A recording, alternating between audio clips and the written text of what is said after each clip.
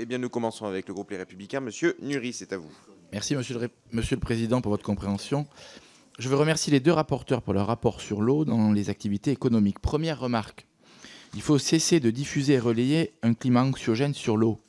Les médias, les associations militantes et l'État communiquent massivement sur une maille nationale, alors que le sujet est très variable d'une région à l'autre, d'un département à l'autre, d'un territoire à l'autre.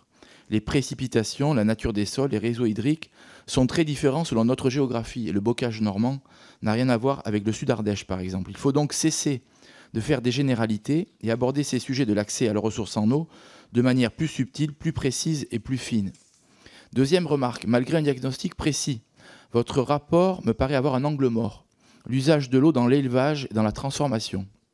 Vous focalisez énormément sur l'eau nécessaire aux cultures, mais vous n'évoquez pas pour l'agriculture française, pour notre souveraineté alimentaire, mais aussi pour les emplois induits de la transformation, la nécessité de garantir aux éleveurs de la ressource en eau de qualité et en quantité suffisante.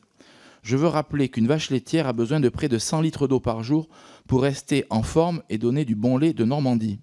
Cet enjeu ne me semble pas traité, alors qu'il doit être bien pris en compte pour soit aider les éleveurs à gérer leur forage, le traitement de leurs eaux, voire à sécuriser ces prélèvements en leur facilitant les démarches administratives et en les aidant financièrement, soit accompagner les collectivités locales qui s'engagent à alimenter à partir du réseau public ces fermes, mais aussi avec des tarifs spécifiques pour ne pas accroître le prix de revient du lait qui déjà rémunère mal les éleveurs.